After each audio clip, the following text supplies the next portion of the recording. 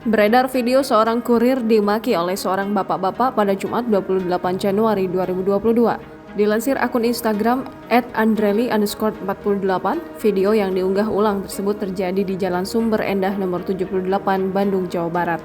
Belum diketahui pasti bagaimana kronologi kejadian, namun tampak dalam video yang dibagikan terlihat seorang bapak-bapak yang memakai baju berwarna hitam tengah memaki dan memukul kurir tersebut. Hingga kini Tribun Sumsel masih mencari kebenaran dan kronologi kejadian tersebut.